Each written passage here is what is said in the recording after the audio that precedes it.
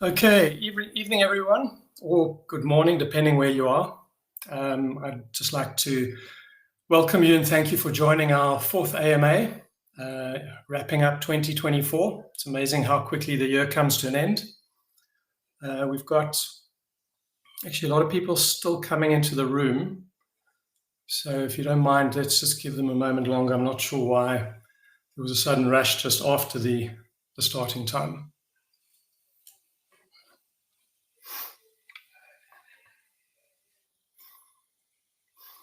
Okay, let's kick off. So this evening I'm going to have a brief recap on 2024, what we've achieved, where we've come from. I'll discuss the pre-sale and VCs, exchange listings and the mainnet launch, marketing and sponsorships, technology, mining and miners, always an interesting topic, as you would all probably know, ecosystem development, and then we'll finish off with some questions. I just need to apologize up front. I'm battling with a bad cough. So every now and then I might need to cough. So just excuse me for that.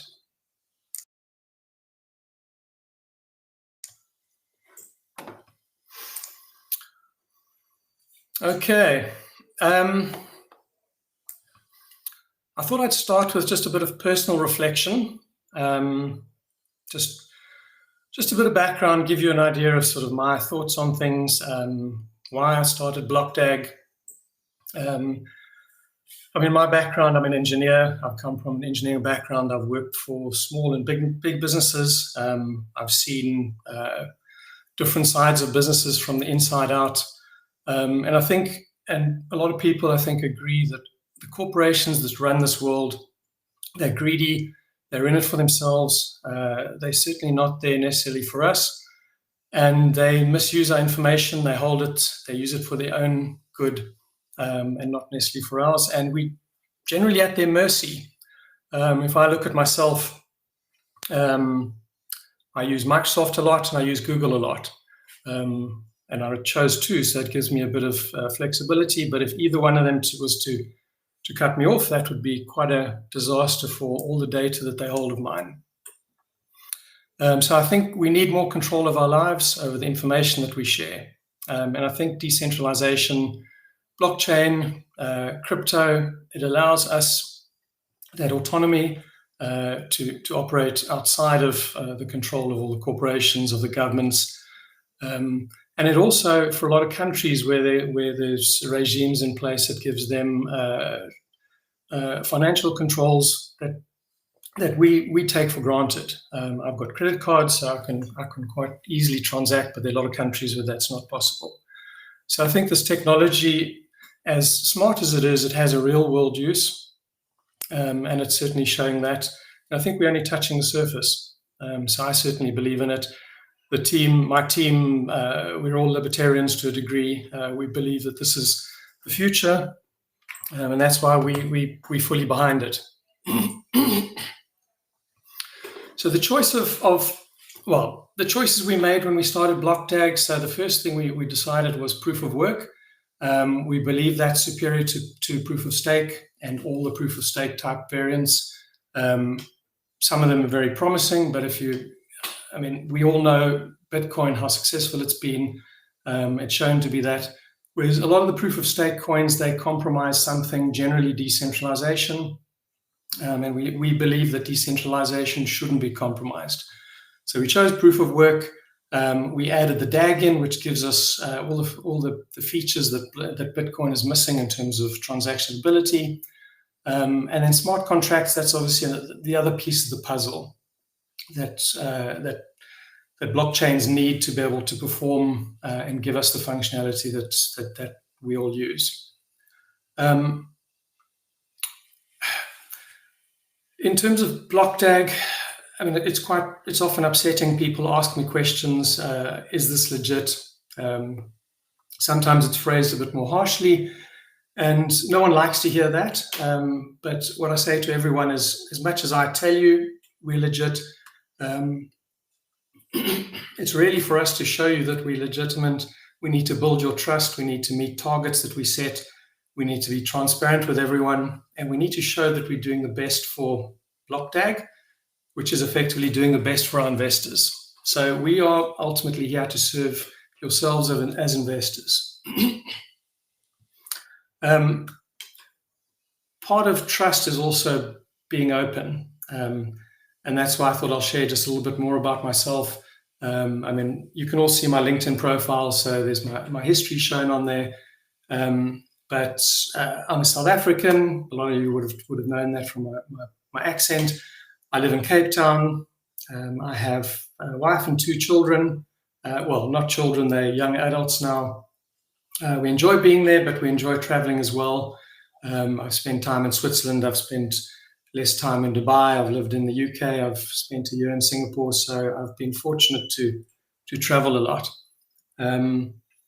And from my side and from the team, I mean, what we can promise is we'll do the utmost that we can for the project and for our investors. And that's my solemn promise to everyone. So enough about me. Everyone's wondering, when am I going to start sharing some real information? So just a bit of a brief recap of 2024. We started the year with Bitcoin at 42,000. The reason I mention that is towards the end of 2023 is when we conceived BlockDAG. We started planning it. So going into the year, Bitcoin was at 42K. We had jumps up to 70K after the approval of the ETF, and obviously there's been a run-up now after the Trump election and all the good things that are coming out of that. So yeah, we're in a bull run. We're in a good space from a market perspective. We feel very bullish about BlockDAG and the market we're in, and we certainly want to capitalize on that. Just some of the numbers. So the pre-sale, so the formatting's been jumbled up a bit as I imported into this platform. The pre-sale, we're on just north of 168 million, which is fantastic, and we can only thank all our investors for that. I mean, our marketing team's been fantastic in terms of getting the message out, but ultimately it's you, the investors, that have poured your money and your trust into us. We've got a massive community on Telegram, 70,000 plus, Discord, more than 20,000 people. Our X1 miner is used by, it's probably closer to 400,000 users, of which there's more than 270,000 active users. So, I mean, that's fantastic, seeing all the use going through there. And, excuse me, our Telegram miner, which is obviously a more recent addition, we're on more than 50,000 active users there. Our alpha testnet was launched in September, and our phase 1 dev completion was October of this year, and I'll touch a bit more on that in follow-on slides. This is roughly chronological. So we started our pre-sale in March of this year. The team doxing happened in July. That was a very important time, important that obviously we came out and the community needed to know who was behind the project. We've done a full redevelopment of our website. I mean, we've had fantastic feedback on that. There's still improvements we can make, but I think it's a very good improvement. We're moving towards a more corporate site, so we're adding more information in there as we go. As I mentioned, Alpha Testnet was launched in September. It was, from our perspective, it was a success in terms of what we were trying to achieve. We had about 100 nodes that were spun up. Wasn't all easy, so we acknowledged that there were challenges there. But we've learned a lot from that. There were issues, but that's what we expected from an Alpha Testnet, so we were happy with that. Our phase 1 development was completed in October. And what that means is, and so I'm covering some of the material from the previous AMA, but what that meant, which was very important, was that we had finished our blockchain, we'd finished our dev, and if we chose to, we could launch at that stage. Obviously, from a pre-sale perspective, we're not ready, and there's a lot of other functionality we wish to add on. but at least we got to that phase, and we're very happy with that. We had a first technical session. So besides these AMAs, we had our first technical session led by Morris Hurley. It went down very well. There was a lot of good feedback. So we're going to plan to do more of those. He spoke about the limitations of Bitcoin, why it's slow, why it has to be slow, what the DAG does for that, and how the DAG improves the speed. We've also launched a new white paper and light paper about a week ago. Very good feedback on that. It's a lot more relevant, to the point, accurate, and that's what happens a year down the line. Things change, so obviously that was an important step, was to represent where we are currently and where we're going. We've also done a legal audit, which was finished about a week ago, which was looking at all the changes in jurisdictions. I'll touch on some of the data that came out of that in a future slide.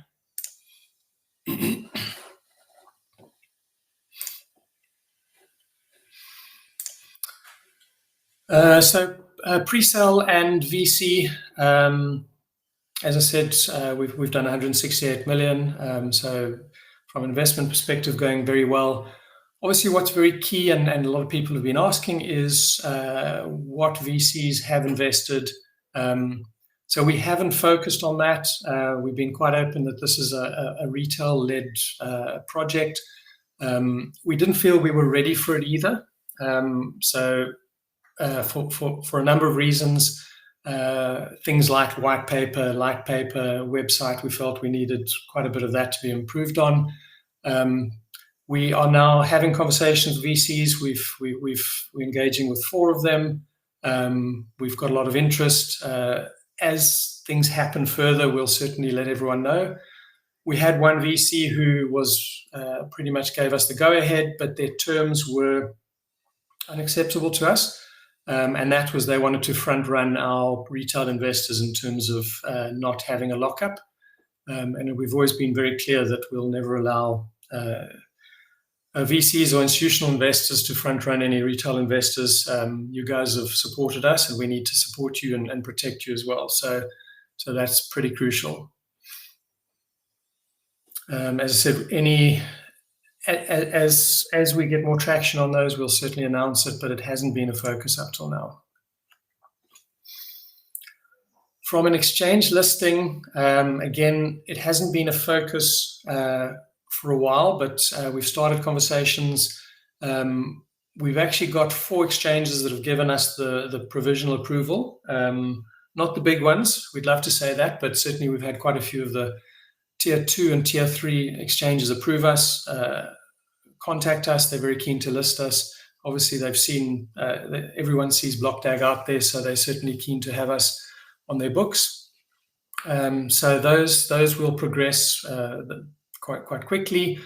What we're currently doing is we're working with a consulting company that assists us in our preparation. The whole exchange landscape has changed. A year or 2 ago, you paid your money to the right person, hopefully, and you got fast-tracked, hopefully, well, at that stage, with probably not too much documentation, you could get in quite quickly if you paid enough money. Most of the exchanges now have very formal application tracks. There's no sort of bypassing it, which is fine. I mean, that's how the industry has matured and has grown, so we're happy with that.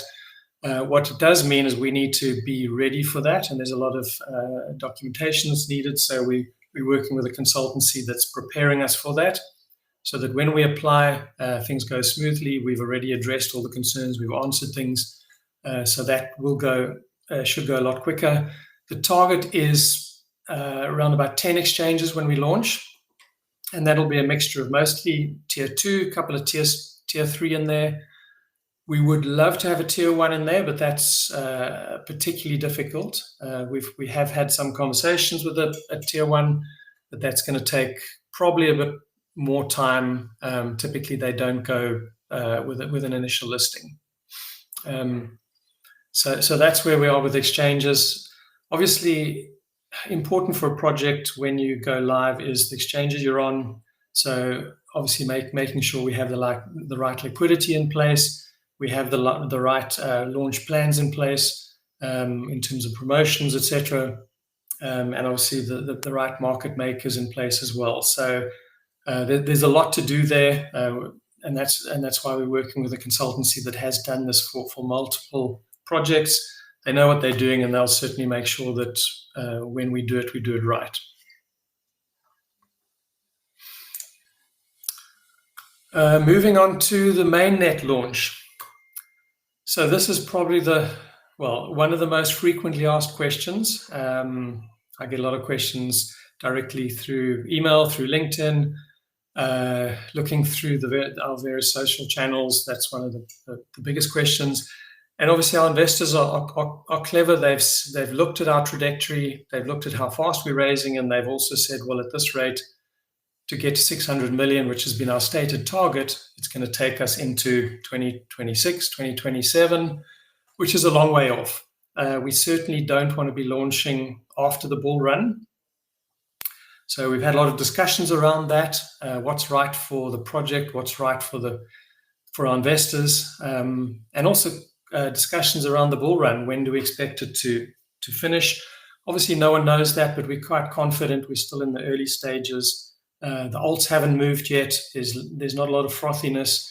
There's a lot of more substance behind it in terms of ETFs and all the corporates that have gone on. So it's quite a different landscape. But because of that and a lot of other factors, we feel it's quite early on. There's other indicators that haven't happened yet. So we believe there's another year to 18 months in the bull run, but obviously we don't want to miss out on that. So, and this is probably, I think, the most important and most exciting announcement for everyone, is that we will be launching in 2025. We are, as much as we would like to hit 600 million, we are not going to hold ourselves to that. We're going to launch during 2025. We're busy looking at dates. We're looking at tech readiness. We're looking at listing readiness. And early next year, we're going to be announcing the dates that we're going to list. But I think the good news is we will launch next year. That's not going to change. So I think everyone will be very happy and relieved to hear that.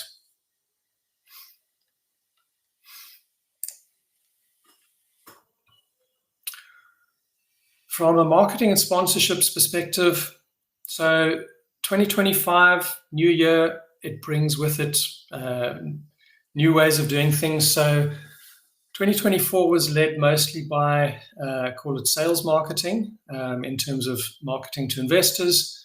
We're changing that now. It's going to be a gradual transition, but we're starting to bring in more organic marketing, marketing through partnerships. So we're having a lot of conversations with potential partners, with potential tech partners, and we'll use those relationships for our own marketing, for promotional activities, etc.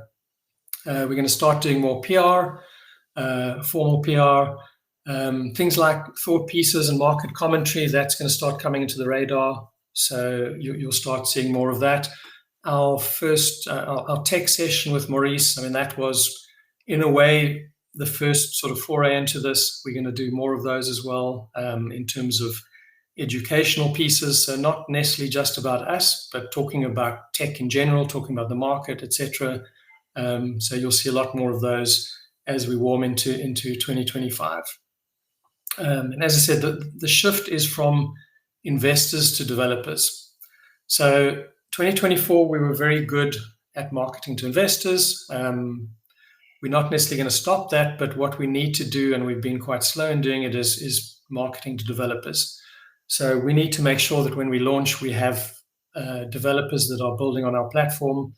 And to do that, they need to know who we are, why to build on top of us, what are the advantages, understand the technology, understand the different initiatives that we're putting in place, etc. So a lot of the new marketing will be aligned with bringing on developers and partners and building an ecosystem around us.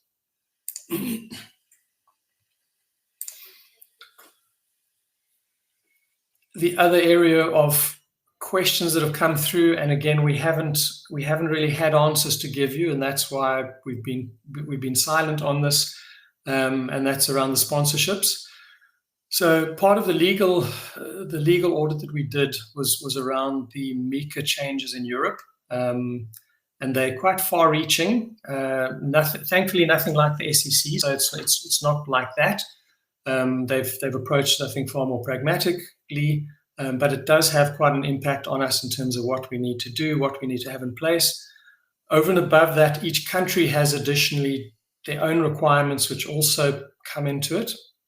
So it's MiCA. There's also various local requirements, which are from a crypto perspective, and then other things like how you promote things, whether things are seen as securities, etc. So it's one thing to say we're not marketing in Europe when we don't have, for instance, sponsorships. But as soon as you have sponsorships, that's putting a flag in the ground and saying we are selling into Germany for Dortmund, we're selling into Italy for Inter Milan.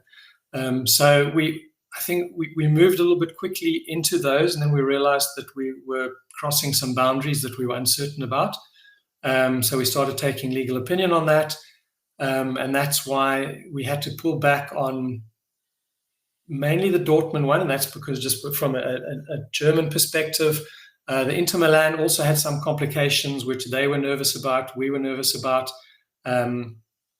They did take our logo off their website because of some of the conversations, and they didn't want to be promoting us as a partner yet not promoting us in any other way because it didn't make sense to them. They were happy we kept their logos on our website, so that was sort of the middle ground we agreed on with them. With Dortmund, it was a case of them being quite nervous about selling crypto into their country, as well as some of the implications for us. The good news is Inter Milan we're back on track with Inter Milan. The logo and on their website, I was hoping would be back on this evening. I don't think it is, but in the next day or two, by next week, that'll be up and running, and we'll start some of the sponsorship activities around that. Dortmund, there's a little bit more conversations happening there. We went out with a communication saying that we were terminating it, just partly because we needed to have some communication, but we're hoping that we can go back. We needed the legal review to be completed, which it has been, and we've got some action points there, which will hopefully allow us to reactivate that. In the interim, we took it off our website, and obviously they took it off their website as well. As I said, we will let you know if we can reactivate it. If not, then it'll remain as is, and we'll obviously just continue with Inter Milan.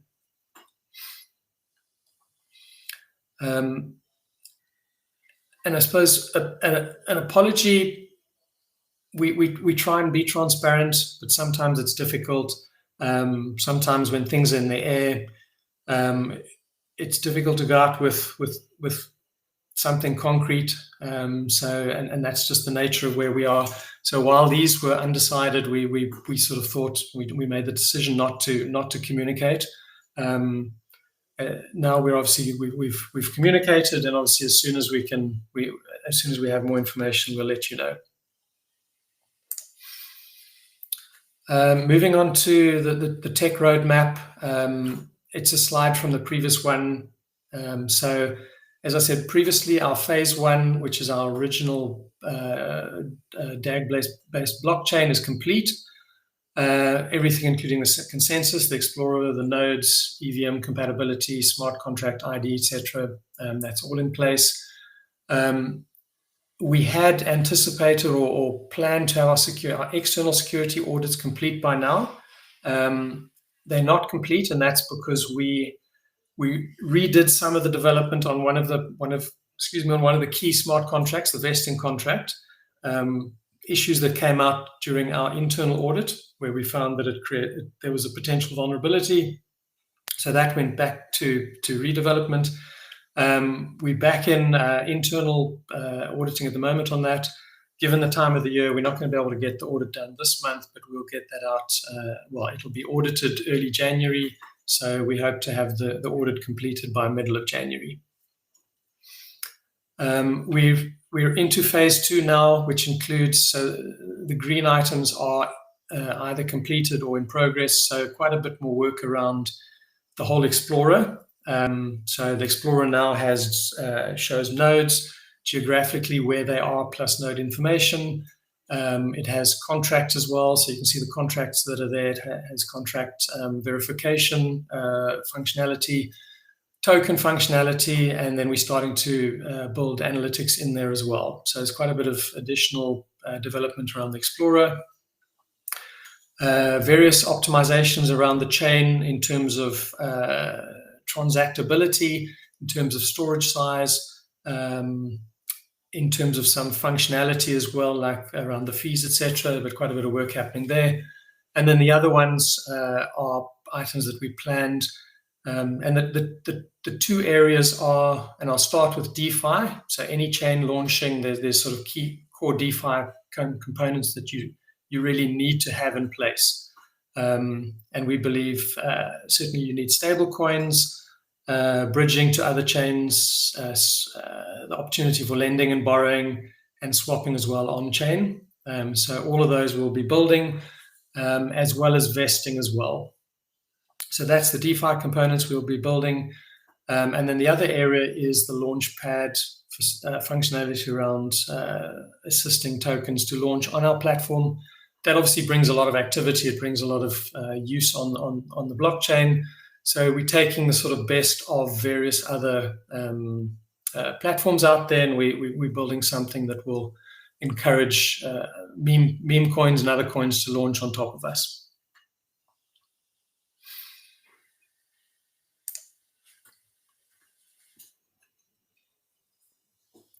Just continuing with that, our beta testnet, we had communicated January that we were targeting. So we're expecting to have that released by the end of January.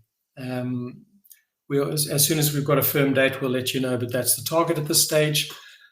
Importantly, there is the idea is, instead of the alpha where it was really sort of open it up and provide some tokens, here it's more of a simulation of our mainnet launch. So we'll be doing the full token management in terms of the airdrops. We're actually going to use what everyone's purchased as a proxy. So we'll be going out to our full community. We'll push out. Remember, there's only on a test net, so they're not real tokens, but everyone will get their tokens delivered to them in an airdrop. They'll be locked up in a vesting schedule. So we're testing that. We're testing the fact that it's airdrop. We're testing the fact that we can distribute a large number of coins to a large number of investors.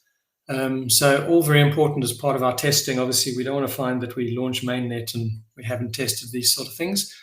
We'll probably accelerate everything. There's no point in having a vesting schedule which takes a month before you can get your first tranche of tokens. So we'll probably compress everything into days, not months, etc. And we might reduce the tokens by a factor of 10 or 100 or something like that, but it'll be a real test. We hope to have a lot more nodes set up by the community. I mean, we have our nodes, but we'll be a lot more ready so the community can set up their own nodes. And that's important for us to do load testing, especially with a distributed set of nodes. So the load testing, and then also testing of miners. And I'll come back to the miners, but just from a testing, obviously we need to be testing our miners. And that'll be, again, with a real reward schedule in terms of an accelerated halving type schedule. Obviously, we're not going to be testing over 50 years, so we'll have those all happening a lot quicker. But the idea is to start testing a lot of the real world scenarios in this beta testnet.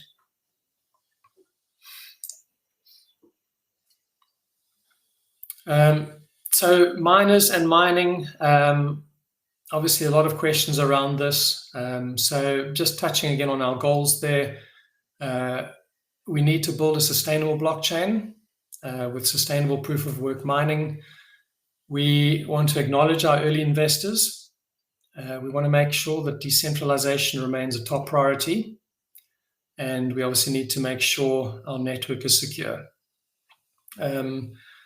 So we came out with various scenarios at different stages. We have changed our mind or pivoted in terms of our views on this. I won't go through all of that, but it was part of a process of us understanding what we were doing while we were building the technology as well. So the status on that is, as communicated previously, we've transitioned from a SHA-256 scenario to effectively a SHA-3, which is the new version of SHA-256. And the protocol there is the KCAC-256, so newer, better, faster protocol in terms of our hashing. We've identified and we're working with 3 manufacturers. They are busy prototyping. They're busy working with us in terms of the customization that needs to go on those. We had hoped to be a lot further down the line, but we're not, and that's just the reality. It's been a lot more challenging in getting to this point. The next step will be testing, and we are estimating shipping in March. That's our estimated shipping time. That will be before the mainnet launch, so no one will get their miners afterwards. And some of the delays, and that's why we can't go further yet, is there's some stuff that's still happening on our chain that impacts on the miners as well in terms of that custom development. So there's, and we're trying to wrap that up, but that's been what's also delayed some of this in terms of we need to be ready from our side before the manufacturers can finish their side. So that's been a bit of a delay on things.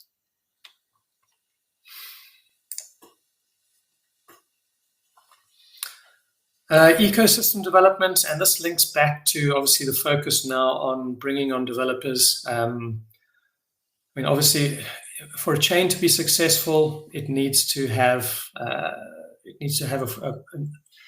functioning ecosystem, a rich ecosystem. We need builders to be building on top of us, to bring activity, to bring their clients, to bring transactions, and that's the lifeblood of any chain. So we're pivoting the marketing to start focusing on the ecosystem development. We've literally today agreed and signed with Hacker Earth, which is one of the biggest hackathon companies. They well represented around the world. So they're going to be running 4 hackathons for us during 2025. We estimate that we will get more than 15,000 developers through that. And that's more than 150 projects. We're hoping closer to sort of 300 projects that come out of that. We'll probably start slightly slower, and then we'll ramp up, but there's going to be a lot of focus on that. They are big hackathons, by all means. And we'll obviously make everyone aware of that, and that'll bring a lot of focus onto the project as well. The way Hacker Earth works is they do all the marketing. I mean, we'll do marketing of our own, but they guarantee us a certain amount of marketing. They guarantee us a certain number of developers that they bring on, and they do that through their network, through their marketing initiatives, etc. And they have got a very big network. So we're very excited about that. I mean, that's going to bring a lot of activity to us. Part of that also, the deal with them is we get to use their platform for our own internal hackathons. So where we market it, so we'll run more specialist hackathons, regionally focused or topic focused, for instance, gaming or DeFi, or even more niche sort of topics. So we'll run those interspersed as well. Again, we'll give more information as we get there, but that's probably towards the end of Q1 with our own internal hackathons. The grants program, we've mentioned that we're busy developing the back end that allows us to manage that, because in talking to people, it's quite onerous to run a well-run grants program. So instead of just sort of using Excel and trying to sort of throw something together, we're putting a platform together which allows us to people to apply properly, to communicate with them, for us to vet the applications, in a formal way through a grants council, etc. So we feel that gives us a better chance of running it properly and efficiently. We're hoping to launch in February. Again, we'll go out with more communication around that. The grants program, obviously there's going to be prizes for people. Sorry, I'm talking the hackathons. There are prizes for the winners of the hackathons. Obviously, the grant program, there's grants in place, and that's going to range. Those will be in the range from sort of $5,000 up to 100,000, maybe higher, depending on what we see coming in. I mean, we're happy to be flexible on that. We've committed 10 million to grants for next year, so there's a lot there, and it'll be paid out in a combination between fiat being USDT, Tether, and our own coins. So depending on the nature of it, there'll be sort of a combination of both of those. We're working with an incubator who will offer services to companies that come through the grants program, and obviously the hackathon developers as well. It's probably going to be run third party. We're still in discussions with them, but we'd like to be able to take sort of those early stage investors and teams of investors and give them at least a program that helps them grow as a business. Because that's often the problem, is they might be very good technically, but from a business perspective, there might be things lacking. So that'll help them. We're also going to be putting together an ambassador program. We are looking for people to represent us in different markets around the world. It's probably going to be a two-tiered program. So we'll look for sort of key ambassadors in certain countries or regions, and then they'll appoint ambassadors under them. Again, more from a development and promotional perspective. There'll be comms that goes out around that. Certainly, anyone who's any investors, we'd love you to get hold of us if you think that you're in the right location or you're well positioned for that. And obviously, as investors, hackathons, grants programs, all those things, we'd love you guys to be involved in that as well. Certainly very keen to see investors being part of these initiatives as well.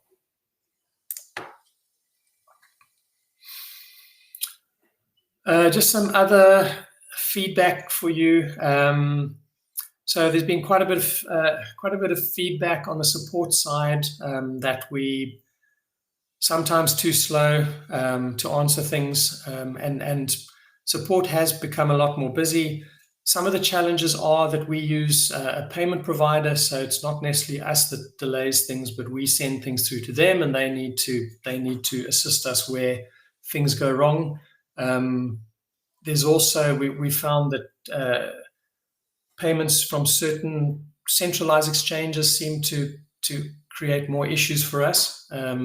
So we're looking at that. We're trying to improve on that.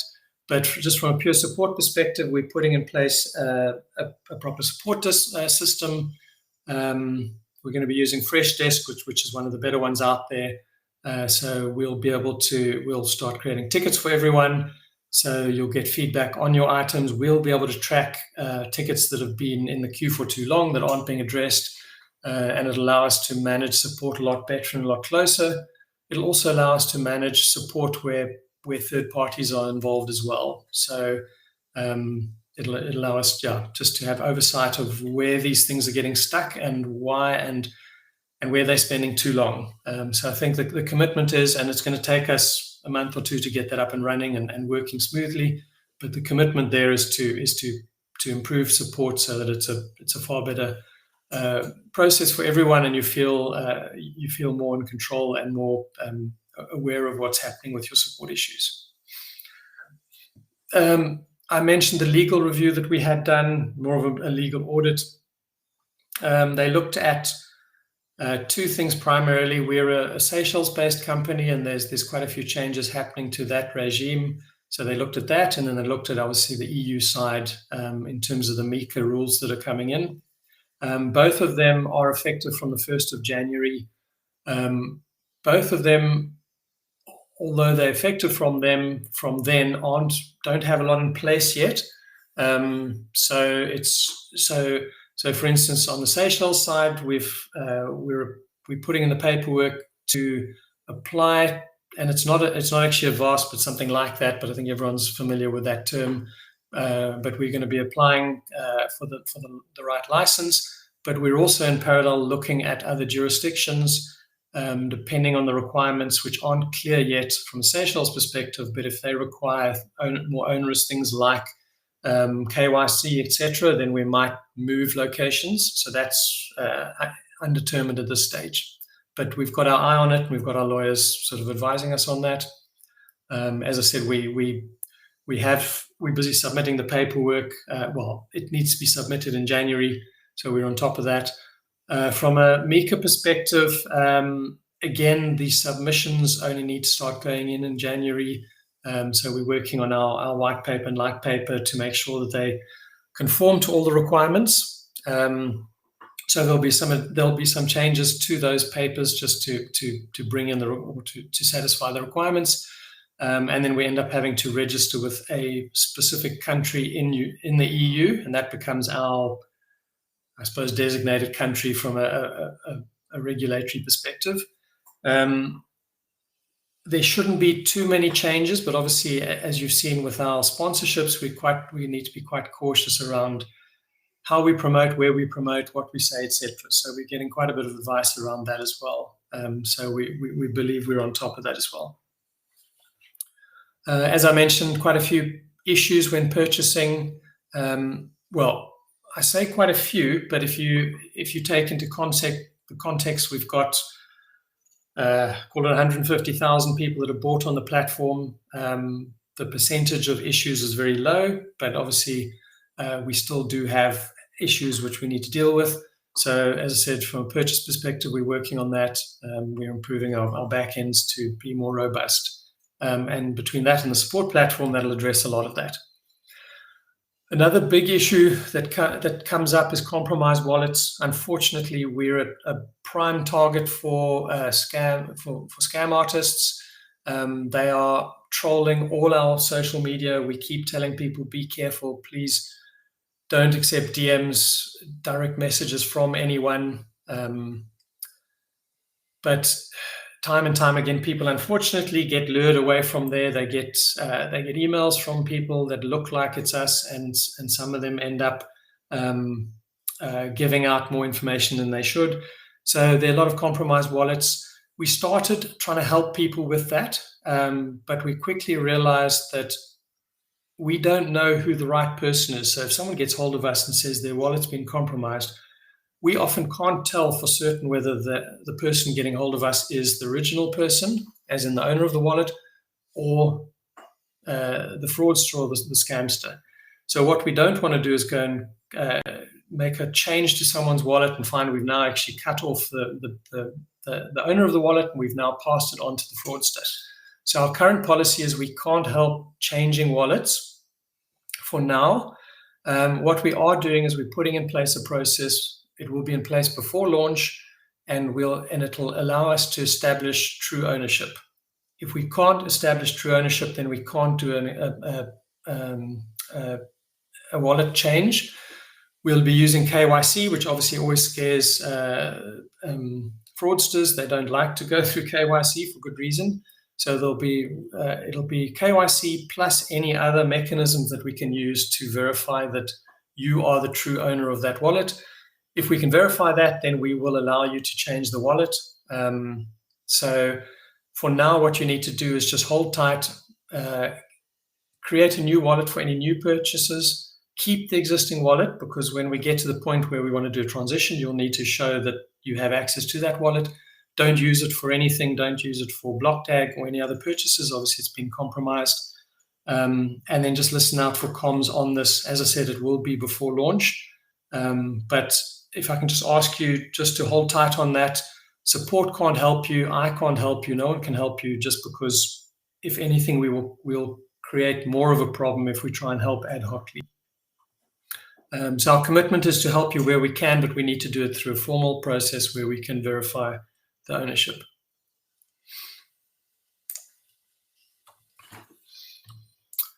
We've had a lot of questions on offices.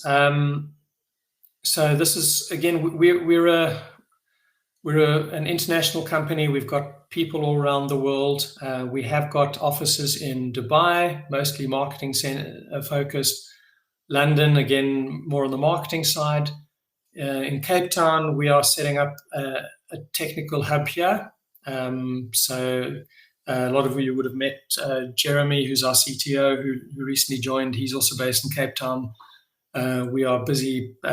We've just signed up with a strong project manager who comes from Cardano. He's based in Cape Town, so we're setting up a sort of a hub of excellence, technical hub in Cape Town. But we've got team members around the world from Macedonia, USA, Turkey, Panama, Germany, and a bunch of other countries. So we are a typical new age company around the world.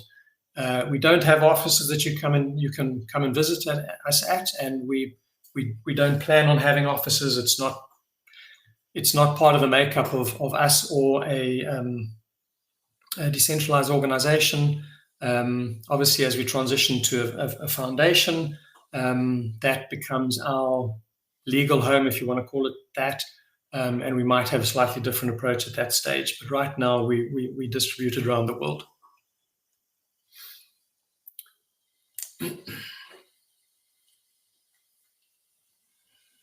And that takes me to the end of the feedback. I realize I've taken quite a bit longer than I'd anticipated. So I'm going to open it up for questions. I've got a couple of questions which I'll just go through that I have already, which will answer quite a few of yours, and then I'll open it up. If we users have multiple accounts, and that's BlockDAG coins with multiple wallets and multiple X1 and tap miner applications, can we migrate them all to the network? In other words, into one account. How does that work? So just a bit of a recap. For every X1 account or tap miner account that you have, at the time when you migrate it, you will need to have 7,500 BDAGs in that account that you've bought. That's your ticket that allows you to then transfer those coins. Many of you have multiple of those, and that's fine. You will just have to have in each of those wallets, you'll have to have that same 7,500 BDAG. We will put in place a way to consolidate that, so you can transfer that into a single wallet. So we'll let you know more around that, but the intention is not to lock you out or anything like that. It will be perfectly fine. So don't worry about that. And also for those of you who've had compromised wallets and you create a second one, that's also fine as well. Do you have an estimate of the staking APY? We are planning probably higher than 50%, and that's if you lock up for 12 months, potentially quite a bit higher than 50%. By sort of Jan, Feb, we'll start coming out with more information around that. We're just doing some modeling and making sure that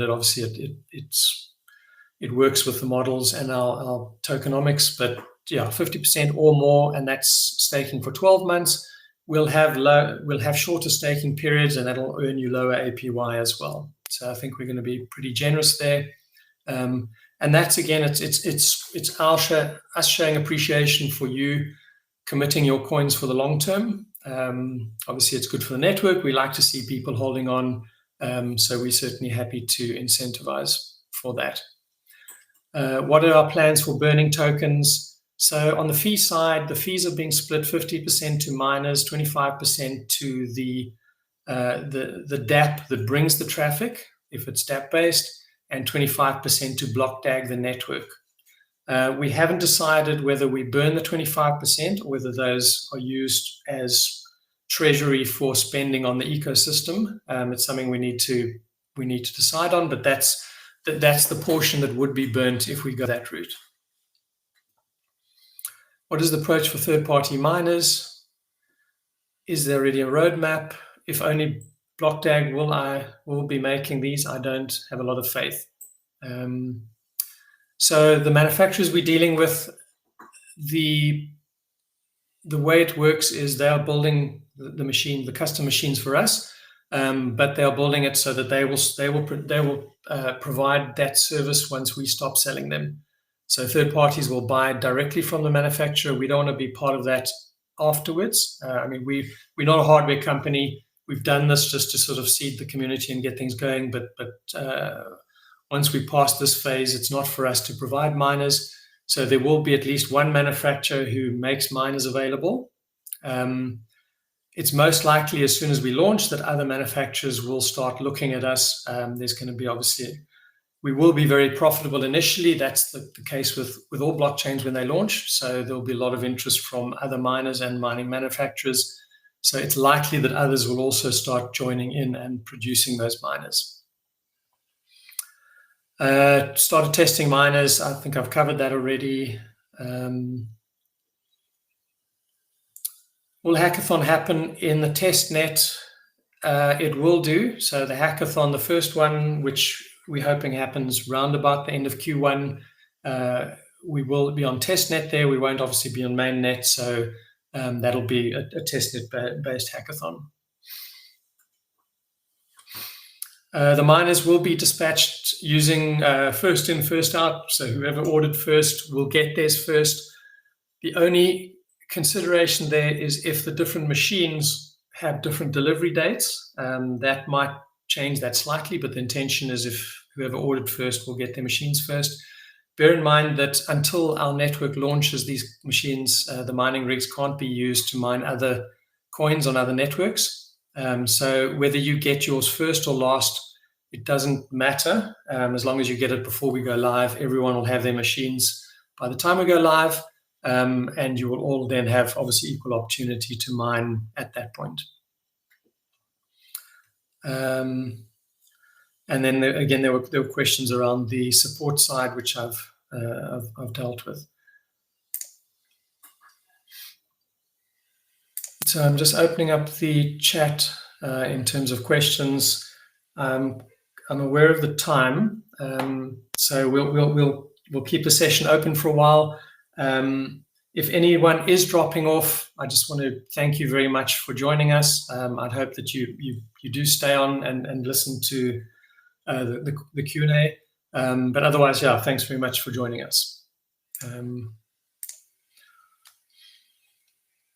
So there's a question, will there be halving?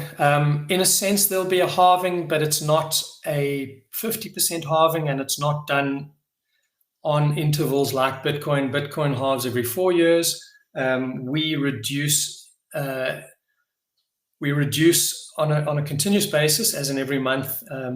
The rewards will drop. I think the white paper or the white and light paper do have the schedule of the rewards distribution in there.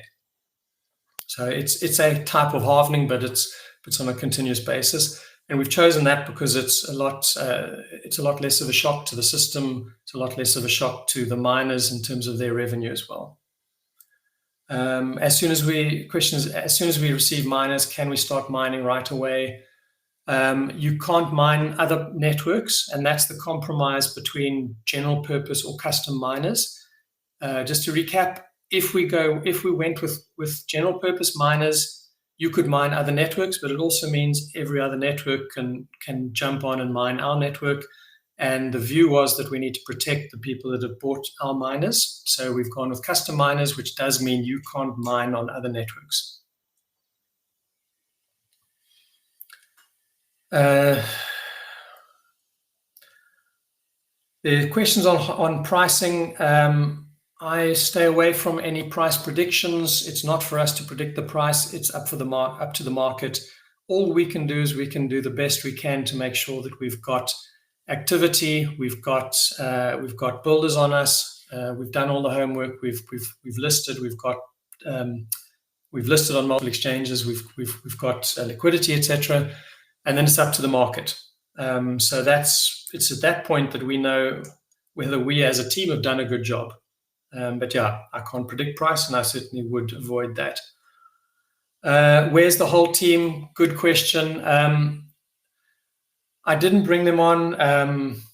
2 of them are traveling. They could have jumped on. It didn't make sense to disturb them. And what I was covering was across a lot of areas. I didn't want to get stuck in technical or anything else like that. So it just made more sense for myself. The next one will be a full team AMA, and we're probably going to change the format of that as well. So you'll start seeing more frequent ones and a different format. X30 miner require Ethernet. They will require Ethernet. So you'll need to plug it into a router.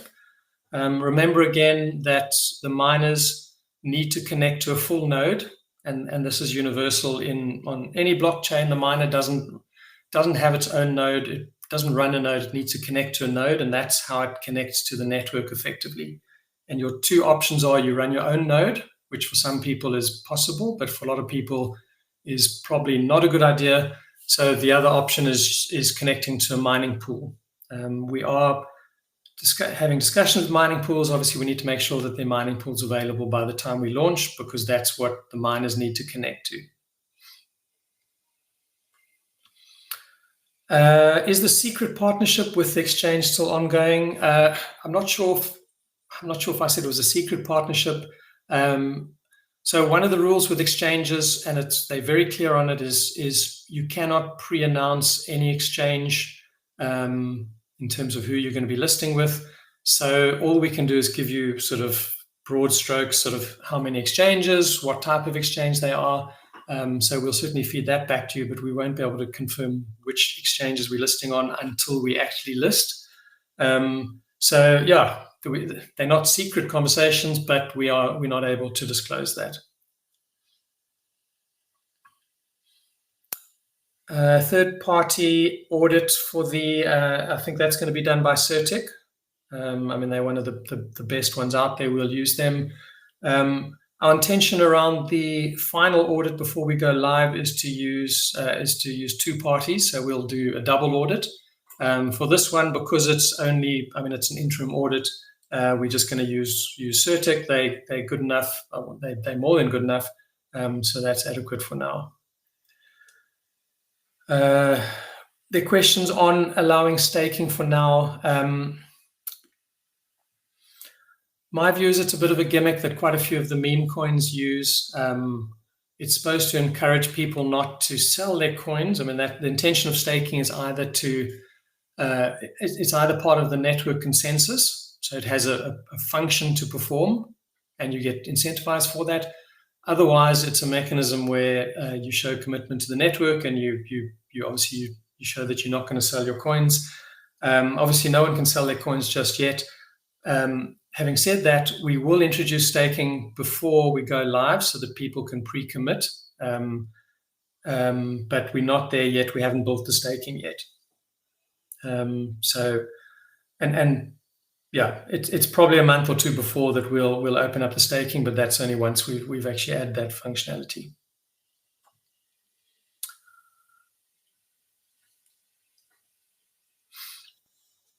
There's a question on third-party mining farms. So what we were hoping to do when we were going to use generic miners is that we could also introduce cloud mining, which is obviously a very easy way for people to mine, to earn without getting sort of stuck into the complexities of running a miner. Now that we're going custom, it's a lot more difficult. We are hoping to have something in place, but it's far too early now to talk. To get a mining farm to commit to us at this stage, they're all on a wait and see basis because they need to invest a lot of money in now what is a custom miner. So we're hoping to have something in place, but we don't have information on that yet. Someone's saying 50% APY, is that all? So we could offer 100%, we could offer 200%, but we also need to be rational around it. I think a lot of meme coins offer massive amounts. We're trying to build a sustainable, rational business, and there's a point where offering too much money for something just doesn't make sense. So yeah, we're still looking at that, but it's not going to be 200% or anything crazy like that. Someone's asking, any plans if we can't reach 600 million? So just going back to one of I think the most key slide here was that we will launch in 2025 in spite or irrespective of what we hit in terms of our target. So we've always stated 600 million. We'd love to say we'll get there. With VCs, we might have a chance of getting there, but very difficult to tell at this stage, but we will launch irrespective of what that is. Can I create a meme token in pre-sale based on BDAG network and community? No, you won't be able to. Potentially in a later test net, we'll open up the launch pad, in which case you can create tokens on that. But obviously, again, it's in a launch pad, it's in a test net, so it's not something you should use commercially, but you'll be able to play around with it. But otherwise, it's not something that you can use until we're live. So that's the point when it becomes useful. CFO position, we have 2 people we're talking to around that. So once we've filled that, we'll make that available. Is Switzerland still a target office location? My preference for the foundation is Switzerland, and that's just because I've spent time there. I like the country, and I think it represents safety and security, etc. But there are other good jurisdictions. There's Panama. There's the East, Middle East. So there's some good options we need to look at. Wherever that is, that would be a type of office as well. I mean, we'll have operations there as well. But Switzerland or somewhere else, we still need to confirm that.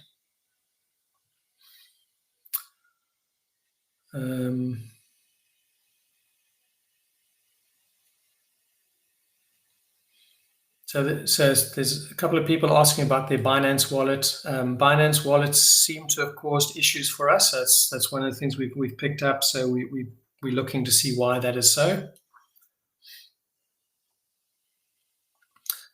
Question, have you been in discussions with established layer 2 projects looking to switch to BlockDAG?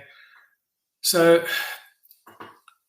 I think what's important is that BlockDAG is effectively a layer 1 and layer 2 in a way. I mean, we have the transactional speed and the decentralization that's needed. We have the EVM compatibility. There are things that we might introduce, but they're not necessarily layer 2 solutions.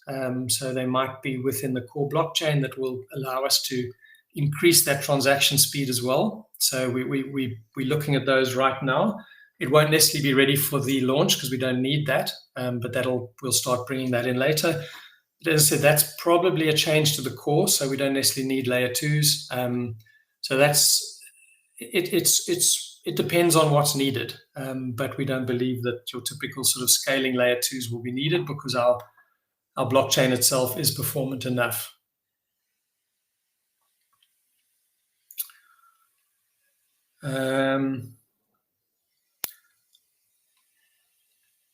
I'm just looking through.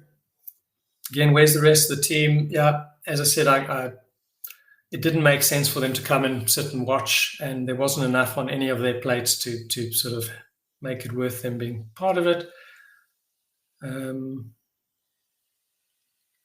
Question again on changing ownership of compromised wallets. Again, we'll put something in place that we hope will facilitate that in a secure way.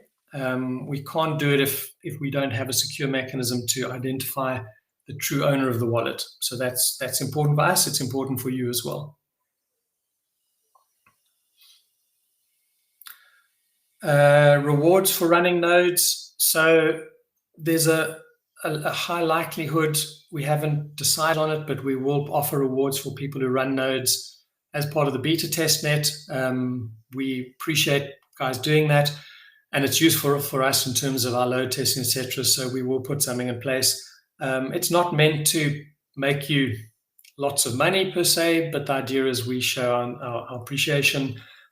So we will do that, but we'll let you know exactly what that is.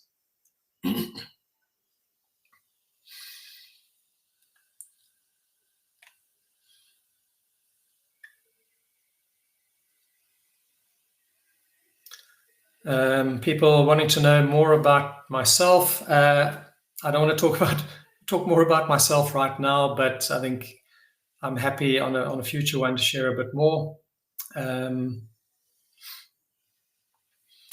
According to the website, X 100 miners can only mine 2,000 coins a day. Why this number and why not more?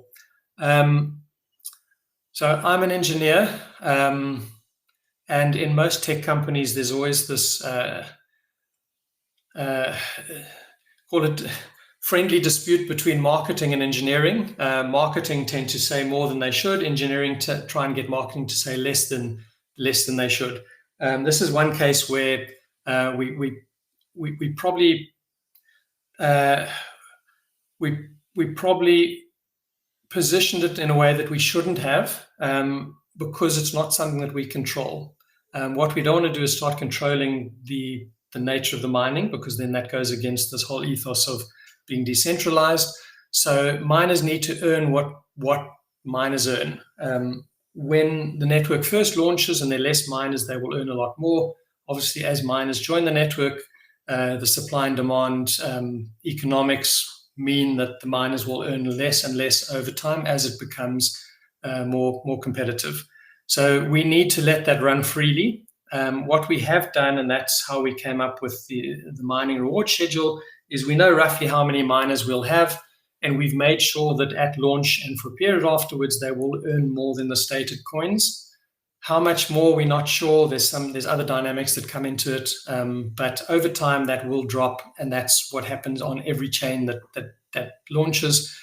As I said, we don't want to put in we don't want to introduce things that are fudges to force things. So we've built the mechanics so that it starts and everyone earns enough based on what we've promised, but over time that will reduce. Technical specs of miners, again, we're not there yet. We can't give that to you.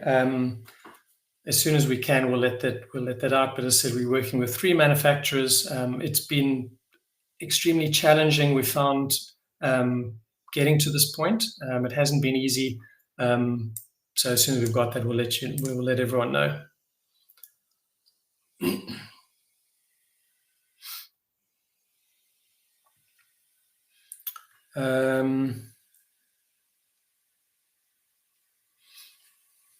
There's quite a few questions on fiber optic, whether you need, what sort of internet connection you need. So miners do a lot of work, and that's what they do. It's the work is not based on a massive volume of data that they're working on. It's just a very difficult problem that they solve. So the fact is that it's not, you don't need particularly high internet speeds. It doesn't prejudice you. You're not worse off if you on sort of a way slower internet. Obviously, there's a point if you were on an old, call it a dial-up internet of 10 years ago, you would probably battle, but any decent internet would be fine. It is something we need to actually just send out some more comms on, so I'll make a note of it, just advising. But I think in broad strokes, it doesn't have to be super quick. It just needs to be reasonable internet, and everyone will have the same opportunity to mine and earn.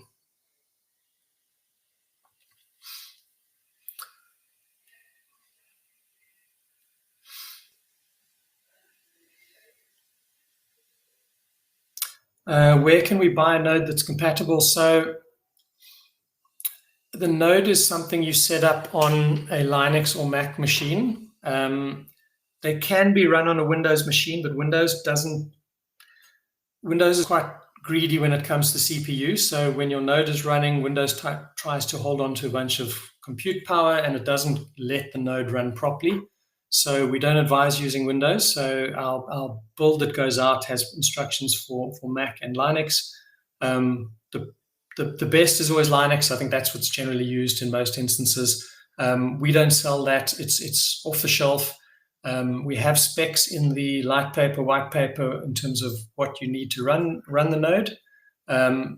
It's part of the optimization we're doing at the moment to make sure that node isn't too heavy in terms of CPU power and storage, etc.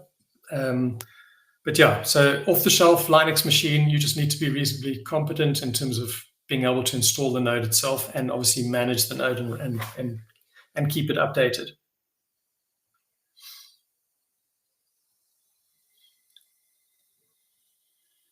Again, everyone's very keen on technical information around miners. We understand that.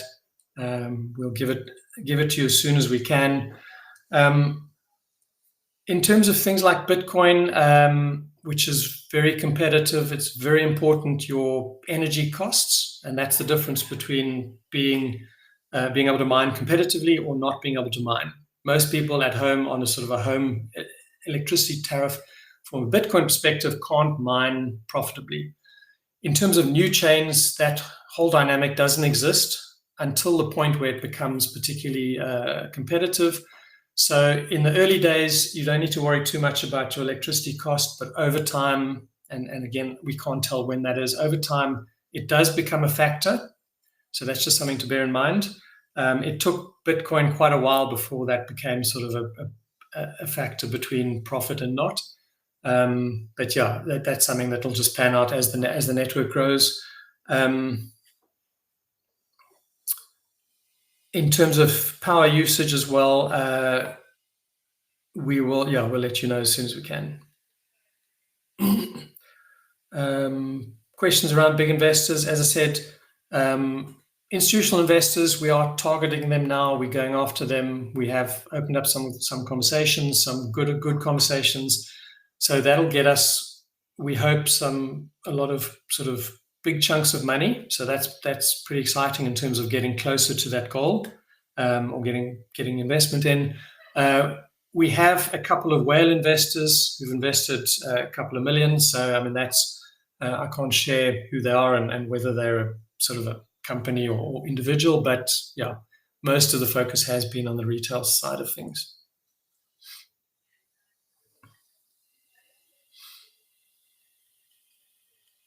Again, when will we launch the coin? 2025 is our stated year. Early next year, we'll come out with the actual date. The consideration there is a couple of factors. Obviously, our tech readiness. We don't have to have everything in place in terms of our roadmap, but certainly we need the core basics in place. I'd love to have everything in place. We need to know that we've got a strong ecosystem that's been built, that we've got miners, that we've got apps being built. So all that activity and momentum needs to be in place. We also need to make sure that obviously our investments have come in to a certain level, and we also need to make sure that we've prepped for listing as well. So we teed up with the right exchanges to list on, and that includes centralized and decentralized. And decentralized is absolutely part of our listing strategy as well. It's a lot of volume can come from decentralized exchanges as well.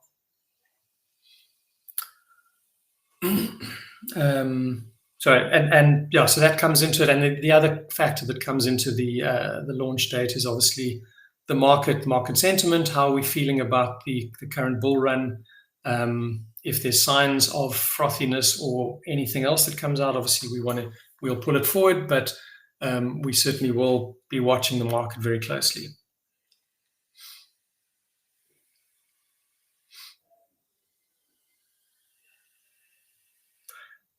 Someone wants to know, and it's nice to know this, what about promotional items?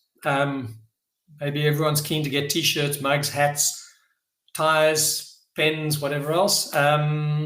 It's something we could look at. Again, we don't want to get bogged down into too much sort of logistics around those sort of things. As it is, the miners there's a lot of logistics around the miners, getting them shipped, managing that process. So we've stayed away from that, but yeah, maybe it's a nice thing to do. I mean, we'd love it if people around the world were wearing BlockDAG t-shirts. So from a marketing PR perspective, that'll be great for us. So maybe good idea there. Token launch still planned at 5 cents, correct? Yeah.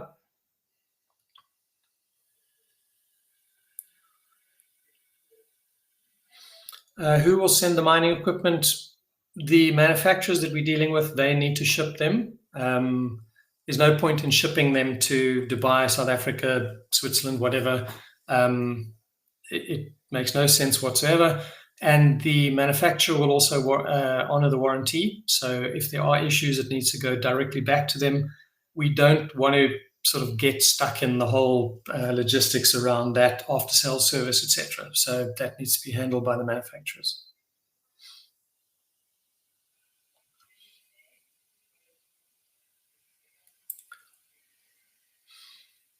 A couple of questions on the payment card. So a little bit disappointing. We were very keen.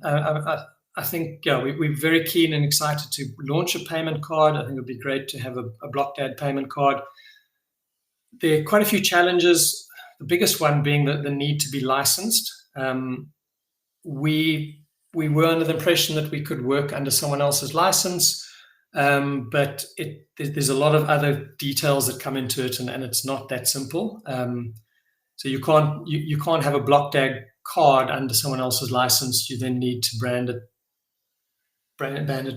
based on them, and there's a whole bunch of other things which sort of took away the benefits of the card once we started looking at it. So it's something we're still looking at. We're still very keen on a card. I think it offers, I mean, it's a great way having access to crypto and spending by a card. I mean, I do that through another third-party card. It's the best way to get easy access to crypto in a real-world spending sort of scenario. And there's lots of incentives we would include into the card in terms of certain balances and certain statuses, etc. So yeah, it's a great initiative. We just haven't quite managed to find sort of a partner that can do it for us.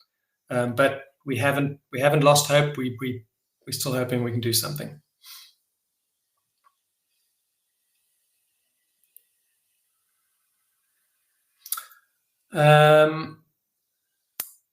The tap miner conversion rate, there was a big flurry of emails that came out. I didn't get to the bottom of it, but I think there was either a mistake on the system or there was something that went out saying that it had been changed to 1,000 to 1. That shouldn't have been the case. It's been corrected, so it's back to 200 to 1.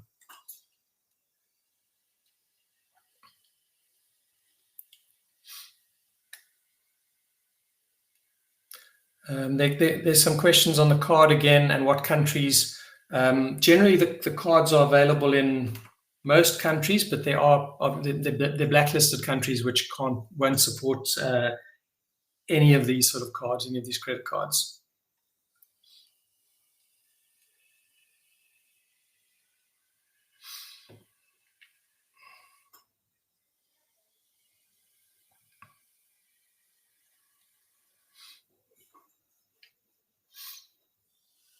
Okay, I see we've still got most of the attendees. I'm gonna wrap up now. Let me just see if there's any last questions. A lot of them are fairly similar. Someone's asking if we have our own mining control dashboard and software to monitor it. It depends on the manufacturer. Some of them have, some of them don't. Generally, it's not needed.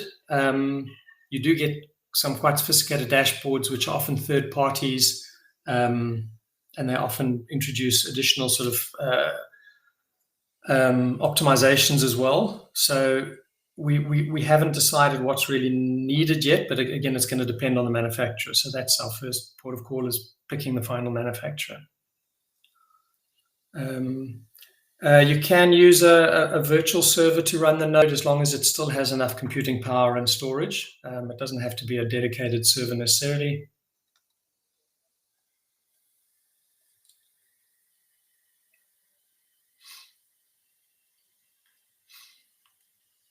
Okay. Again, questions on the audit, on the smart contract audit. We just missed it. We had redev to do on the main smart contract. We didn't want to. It wasn't up to standard when we did our internal audit. So we've done more dev on that, which means it's pushed it out to next year. Obviously, it's too late now to start an audit. So we're hoping they'll be able to get going sort of first week of January, and then it's probably 2 weeks, but we'll confirm that. Okay, I mean, a lot of the questions I've covered already. If I haven't covered your question, I apologize. But we've already been almost an hour and a half. I can feel my voice starting to give up a bit. I think let's finish up now. I just want to thank everyone for attending, for being here. I hope you've seen that we're doing what we can to be a lot more transparent. You know a bit more about me. We're getting better at this. It's on your side. It's you. There's a lot you want, and on our side, we try and do the best we can. We don't always get it right, but we need to improve on it, and I think we are doing that. Every month there's new stuff happening. We are showing transparency. So I think it's my commitment to do more of these, to bring the team into more of them. We here for you. You're our investors. We'll carry on doing that. End of the year for everyone, whether you're traveling somewhere, spending time with family, flying somewhere on holiday, celebrating, or just taking time off. Wishing you all a good time, safe travels, have a good rest. I'm certainly going to do that. I've got a Christmas celebration with 38 family, which is fun, but it's also quite challenging. 38 family members all fighting over food and everything else, but something to look forward to. So I hope you all have a wonderful time, and we look forward to re-engaging in January. And thanks for joining us. We will make the recording available a lot quicker than last time, than the last AMA, so that should be available during the course of tomorrow. And that's all from me. So thanks very much to everyone, and a message from the team. They also send their regards, their wishes, and look forward to engaging next year. Okay. Cheers, everyone. Bye-bye.